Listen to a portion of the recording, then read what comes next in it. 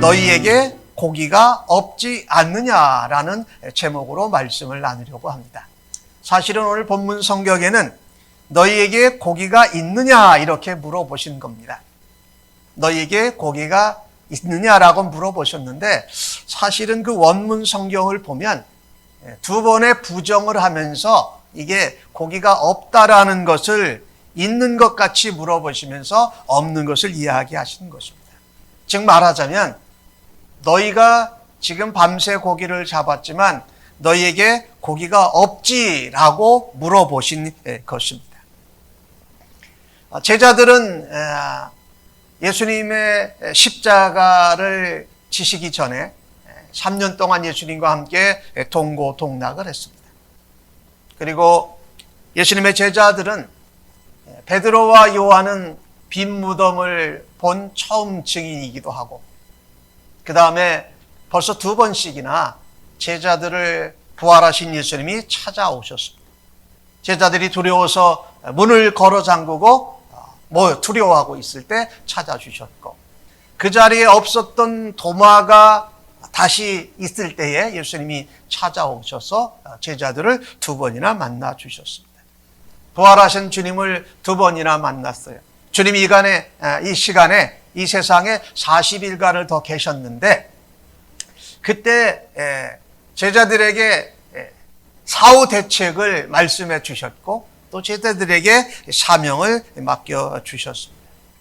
그런데 오늘 본문 말씀 가운데 보니까 제자들이 예수님이 부활하신 것 가운데 주님이 그들에게 맡겨주신 사명을 잊고 있었습니다. 그래서 그 중에 베드로가 나는 고기나 잡으러 가겠다라고 했더니 나머지 6명의 제자들이 베드로와 함께 고기를 잡으러 갔다는 사건입니다. 오늘 21장 1절 끝부분을 보면 이런 말씀이 있습니다. 제자들에게 자기를 나타내셨으니 나타내신 일은 이러하니라. 요한복음 21장은 예수님이 나타내셨다라는 것으로 시작하고 오늘 본문의 14절에 보면 이런 말씀이 있습니다. 세 번째로 제자들에게 나타나신 것이라. 그러니 이 요한복음 21장의 이 전반부는요, 부활하신 예수님이 제자들에게 나타나셔서 제자들이 실망하고 낙심하고 주님의 맡겨주신 사명을 잊어버리고 있을 때 나타나셔서 다시 그들을 회복시키시는 장면입니다. 가시적으로 눈에 보이게 나타나신 것을 넘어서서 주님이 그들에게 맡겨주셨던 잊고 있던 사명을 다시 한번 나타내 주시고 그리고 하나님의 나라가 어떻게 나타날 것인지를 보여주고 계신 본문입니다. 오늘 읽으신 말씀 3절과 4절의 말씀에 의하면 베드로가 나는 물고기를 잡으러 가겠다 합니다. 베드로가 항상 이런 일에는 앞장을 서지요. 나머지 제자들 6명도 우리도 함께 가겠다고 합니다. 나가서 배에 올라서 그날 밤에 고기를 잡았지만 하나도 잡지 못했습니다. 날이 새어서 예수님께서 바닷가에 오셨어요. 그러나 제자들이 아무도 예수님이신지 알지 못했다라고 기록합니다. 제자들이 예수님이 맡겨주시고 또 사명을 주신 것을 뒤로 하고 그들이 원래 했던 본업으로 돌아간 것입니다. 물론 제자들도 먹고 살아야 하겠지요. 그래서 일상적인 그들이 생활하던 그 생활의 도구인 고기를 잡기 시작한 것입니다. 예수님이 떠나가셨습니다. 근데 그들이 예수님이 눈에 보이지 않자 그들도 예수님을 잊어버리고 있었습니다. 부활하신 예수님을 잊어버리고 있었던 것이지요. 그러나 이것은 단순히 예수님을 잊어버리고 떠난 것이 아니라 예수님이 맡겨주신 사명도 잊어버리고 떠난 것입니다. 이거 사실은 그들이 예수님이 주신 말씀과 약속도 잊어버리고 떠난 것이었습니다. 하나님의 백성들은요, 우리 주님이 눈에 보이지 않더라도 우리에게 맡겨주신 사명과 언약이 있기에 그것을 붙들면 예수님이 눈에 보이지 않으셔도 우리는 우리에게 맡겨주신 사명과 그 일을 감당함으로 주님과 함께 나타나신 주님을 만날 수 있다라는 것입니다. 그들은 이 갈릴리 호수에서 고기 잡는 일에 아주 전문적인 베테랑 어부들이었습니다. 그러나 그 밤에 그들이 고기를 잡으려 했지만 하나도 잡지 못했습니다. 베테랑 갈릴리 출신의 어부들에게는 수치요, 창피요, 실패였습니다. 그런데 오늘 본문 성경은 그때가 밤이었다라고 말합니다. 물론 고기를 밤에 잡는 것이 좋았을 것입니다. 그러나 그 밤은 제자들이 주님이 떠나가시고 부활하신 주님을 잊고 있고 말씀을 떠나 있는 영적인 상태가 밤이었다라고 말하는 것입니다. 오늘도 우리가 예수님이 눈에 보이지 않는다고 예수님의 말씀과 우리에게 맡겨주신 책임과 사명을 감당하지 않는다면 영적으로 침체된 밤의 상태에 있는 것처럼 말입니다. 날이 이렇게 밝아오기 시작했습니다. 그런데 그들은 부활하신 예수님을 알아보지 못했습니다. 오늘 본문에서 우리에게 말씀하시는 것입니다. 우리가 일상생활에 우리가 해야 될 일이 있습니다. 하지만 우리에게는 거듭난 사람으로 주님이 맡겨주신 말씀과 또 약속과 사명이 있습니다. 그래서 그것을 내려놓고 우리의 일상적인 생활에만 몰두하게 되면 부활하신 예수님이 옆에 같이 있어도 제자들이 알아보지 못했던 것처럼 날이 밝아오는데도 예수님을 전혀 기억하지 못한 것처럼 우리의 삶도 마찬가지입니다. 우리의 일상생활에 너무 몰두해서 주님이 우리에게 맡겨주신 언약과 말씀과 사명을 전혀 생각하지 않는다면 우리의 삶은 빈 털터리가 된다라는 것입니다. 그런데 우리 예수님께서는 이 자리에 찾아주셨습니다. 제자들이 창피를 당하고 수치를 당하고 실패하고 헛된 수고를 한 그 자리에 예수님은 찾아주신 것입니다. 예수님은 헛된 수고의 자리에 있는 우리를 찾아주시는 분이십니다. 할렐루야. 예수님은 우리가 헛된 수고를 하는 그 자리에 실망과 실수와 실패와 창피로 이렇게 창피를 느낄 때에 그 자리에 예수님이 찾아주셨다라는 것입니다. 우리도 이 땅에서 살면서 이와 같은 실패와 헛된 수고를 할 때가 자주 있습니다. 그러나 그때에도 잊지 마시고 기억하십시다. 우리가 헛된 수고하고 실패하고 실망한 낙심한 그 자리에 예수님은 항상 찾아주시는 줄로 믿습니다. 사실 우리의 삶은 생계를 위한 것이 아닙니다. 우리의 삶은 주님이 생명이신 것을 전하는 것이 거듭난 성도의 삶이라는 것입니다. 그래서 우리에게 맡겨주신 사명과 책임을 놓지 아니하고 생계에만 너무 몰두하지 않는 성도님들로 굳게 서시기를 주의 이름으로 간절히 축복합니다.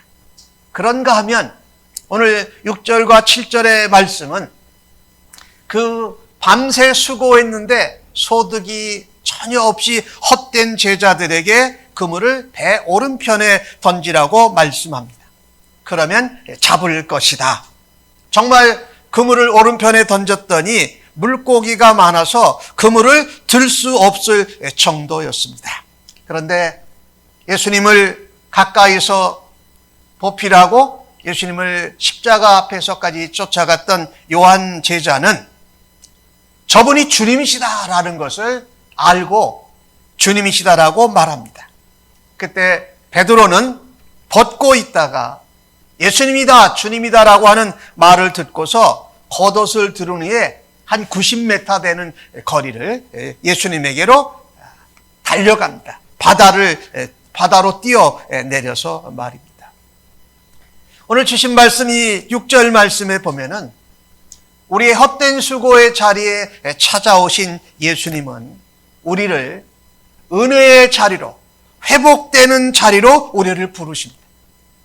제자들이 예수님, 부활하신 예수님을 잊고 평상시 일상적인 생계를 유지하는 대로 돌아갔을 때에 텅텅 비었습니다. 근데 주님은 그 자리가 은혜의 자리요, 회복의 자리인 것을 또한 말씀하십니다. 우리가 실수하고 실망하고 헛된 수고에 안타까워할 때 주님은 말씀하십니다. 그물을 배 오른편으로 던져라 라고 하십니다. 그것은 바로 주님의 은혜를 경험할 수 있는 자리요, 또 주님의 회복을 체험할 수 있는 자리였다라는 것입니다. 제자들이 잘 몰랐지만, 예수님을 몰랐지만 말씀하신 대로 오른편에 그물을 던지니까 고기를 많이 잡았습니다. 근데 여러분 기억나시지요? 베드로가 예수님의 제자로 부르심을 받을 때에 그때도 똑같은 일이 벌어졌습니다. 갈릴리 어부들이 고기를 잡으려고 했지만 밤이 맞도록 잡았는데 배가 텅텅 비었습니다. 오른편에 던지라고 했더니 고기가 엄청 많이 올라옵니다. 이것은 특별히 베드로에게는 잊어버릴래야 잊어버릴 수 없는 경험이었는데 오늘 요한이 주님이시다라고 하면서 고기를 많이 잡게 된 이 일을 통하여서 그때 이 일을 주님이 기억하게 하셨던 것입니다. 우리가 과거에 받았던 은혜를 자주 많이 잊어버리고 삽니다. 그러나 과거에 받은 은혜의 자리로 돌아가서 다시금 주님이 주시는 회복의 자리로, 은혜를 누리는 자리로 우리를 부르시는 예수님을 만난 것이 축복이요 은혜인 줄로 믿습니다. 오늘 베드로는 다른 사람보다 먼저 90m를 달려갑니다. 그리고 그가 이 그물에 초점이 눈이 가 있었고 고기에 마음이 가 있었는데 주님이시다라고 요한이 알려줬을 때 그의 방향은 그물에서, 물고기에서 예수님에게로 다시 향하게 됩니다. 참 얼마나 놀라운 일인지 말할 수가 없습니다. 우리는 이 땅에서 살면서 예수님을 믿는다고 하면서 자주 베드로나 그 제자들처럼 우리가 일하고 생계를 위한 그물에, 거기에 담겨올 물고기의 초점을 너무 많이 두고 살아서 주님이 우리에게 맡겨주셨던 사명도, 주님이 우리에게 주셨던 은혜도 잊어버리고 예수님을 향한 초점을 두고 살기보다는 다른 것에 초점을 두고 살 때가 많은데, 예수님은 제자들을 회복의 자리로, 은혜의 자리로 다시금 부르셨을 때에 베드로와 다른 제자들의 초점과 시선이 예수님을 다시 향하게 됐다라는 것입니다.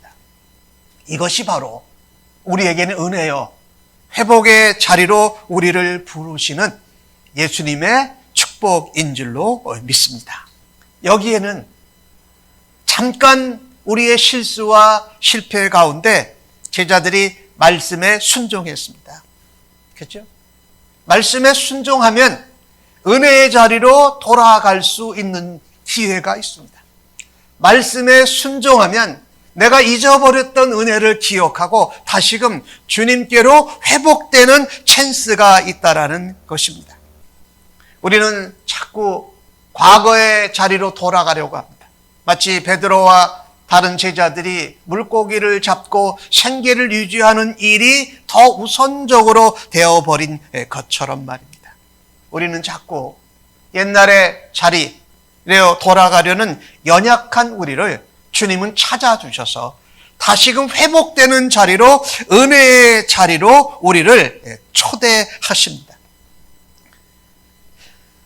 예수님께 나아가기만 하면, 예수님을 향하기만 한다면 우리가 아무리 연약한 자라도, 아무리 실수와 실패를 행한 자라도 다시금 은혜의 자리로 설 수 있는 줄로 믿습니다. 그래서 다시금 예수님 앞에 복음을 전하는 복음의 전령자로서의 사명을 감당하고 예수님의 사랑과 은혜를 전하는 삶을 감당할 수 있기를 주의 이름으로 간절히 축복합니다.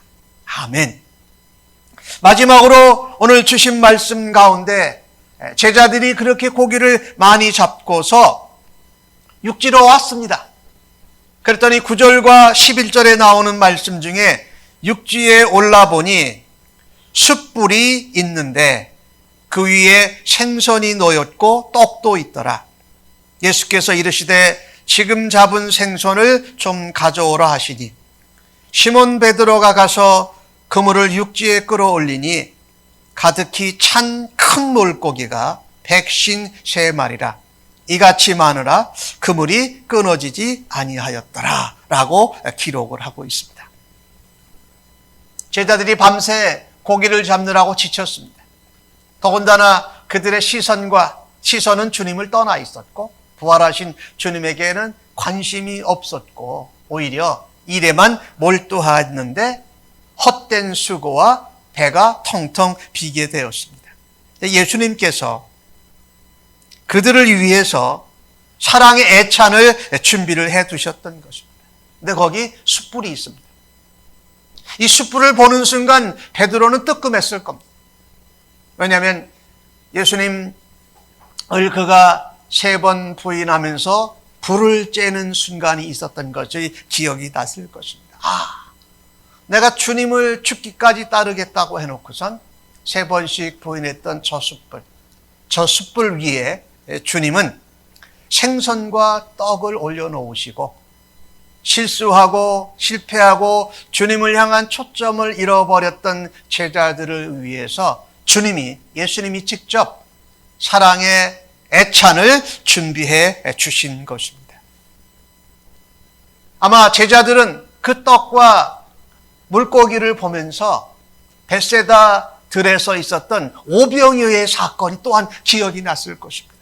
아무것도 없었고 어린아이의 점심 식사를 주님 손에 드렸을 때에 주님이 축사하시고 5,000명을 먹이고도 남는 그 역사, 그것은 바로 주님이 이 땅의 백성들을 위해서, 죄인들을 위해서 담당하실 죄와 사망을 대신 지심을 의미하신 것이지요. 말하자면 그 사랑의 애찬은 예수님의 주의 만찬을 상징하고 있었던 것입니다. 예수님은 비록 예수님에게서 시선이 떠나고 예수님에게서 관심이 사라지고 주님을 보이지 않는 다른 일을 하는 그들에게 찾아주시고 은혜를 회복하는 자리로 다시금 우리를 초청하셔서 그 자리가 무슨 자리가 되게 하셨느냐? 사랑을 회복하는 자리, 사랑과 섬김을 다시 새롭게 하는 자리로 주님이 우리를 초청하신 것을 보게 됩니다.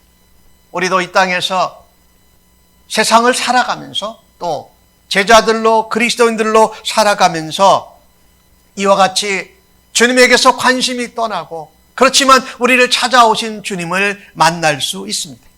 그 자리는 바로 은혜의 자리요, 회복의 자리인데 주님은 마지막으로 무엇을 그들에게 보여주시느냐? 사랑으로 섬겨라라고 말씀해 주고 계십니다. 오늘 너희에게도 그 잡은 고기를 좀 가져와 봐라. 너희가 잡은 고기를 잡아와 봐라. 가지고 와 봐라. 그러십니다. 주님이 준비한 그 밥상에 이 제자들이 실수했지만 헛된 수고를 했지만 주님 앞에 명령의 말씀에 순종해서 잡은 고기도 함께 밥상에 올리겠다고 말씀하시는 것입니다. 주님은 이렇듯 실수하고 주님을 떠나고 은혜를 잊어버린 자들이 다시금 주의 말씀에 순종할 때에 얻는 그 기쁨도 함께 나누겠다고 말씀하시는 것입니다. 그 식사는 화목의 식사였습니다. 주님의 사랑과 섬김으로 대접받고 다시 주님께 받은 사랑과 섬김으로 우리도 세상을 향하여서 사랑하고 섬기라고 말씀하는 것입니다. 우리는 때로 육이, 때로는 영이 우리가 피곤할 때가 있어요. 그런데 영육간의 주인이 되시고 우리의 구세주가 되신 예수님께서는 꾸지람을 하지 않으십니다. 그 순간에 은혜의 자리로, 회복의 자리로 초대하시면서 제자들에게 사랑과 섬김의 식사를 대접하시면서 그들이 잃어버렸던 사랑, 그들이 잃어버렸던 섬김을 다시 회복할 수 있도록 우리를 격려하시고 힘주시는 분이십니다. 그 사랑과 섬김 때문에 우리는 다시 일어설 수 있습니다. 우리가 영적으로, 육적으로 피곤하고 지치고 지금 코로나 바이러스의 확산 때문에 불안과 두려움이 있을 때라도 우리를 일어서도록 격려하시고 우리에게 힘낼 수 있도록 육의 양식도 드시며 사랑의 섬김으로 우리에게 영적인 양식까지 채워주시는 예수님을 바라다 볼 수 있기를 주의 이름으로 간절히 축복합니다. 우리는 예배 드릴 때마다 예배 드리고 나서 화목히 하는 식사를 같이 나눕니다. 당분간은 교회에 모여서 그렇게 식사의 교제를 통해서 사랑과 섬김을 나눌 수는 없지만은 하실 수 있는 일이 있습니다. 요즘 그 코로나 바이러스가 확산되는 것을 막기 위해서 사회적 거리를 유지합시다. 그래서 영어로는 소셜 디스턴싱을 가져라 그렇게 이야기를 했어요. 그런데 그 소셜 디스턴싱이라는 것이 그 의미가 조금 불편해요. 우리가 사회적으로 사람들과의 거리를 사회적으로 두라는 것이 아니라 사실은 물리적으로 이 코로나 바이러스 확산을 막기 위해서 6피트 정도 떨어지라는 거 아니에요. 그죠? 그러니까 그것은 물리적인 거리를 두는 것이 맞다. 저는 생각을 합니다. 물리적으로 거리를 둬야 된다. 그리고 사회적으로는 더 물리적으로는 거리를 두더라도 사회관계나 다른 사람들과의 그 관심은 더 밀접해져야 우리가 이 코로나 바이러스를 육체적으로도 이겨낼 뿐만 아니라 정신적으로도 영적으로도 이겨내고 극복할 줄로 믿습니다. 지난주에 저희 아들이 오클랜드 쪽에 사는데 뭐 좀 갖다 줄 것이 있어서 제가 아들 집을 방문을 했습니다. 그래서 이제 물건을 뭘 받으러 나왔는데 저보러 아들이 그래요. 아버지, 그거 이렇게 들어다 저기에다 두세요. 그래서 제가 내려놨어요. 그랬더니 저랑 이제 가까이 안 오려고, 가까이 마주치지 않으려고 저도 마스크를 썼고 또 우리 아들도 마스크를 썼는데 제가 그 물건을 갖다 두고서 차로 가니까 그때서야 이제 그 물건을 들어서 이제 집으로 가지고 들어갔어요. 뭐 특별히 긴 대화를 나눌 줄 알았는데 물리적으로는 거리를 두었지만 아들은 그런 생각을 한 것 같았어요. 제가 이제 60이 넘은 나이에 있으니까 코로나 바이러스를 물리적으로는 거리를 두지만 아버지에게 전염을 시킬 수 있는 그런 거리를 두고서 그 사랑하는 저를 배려하는 마음을 제가 읽을 수 있었던 것이지요.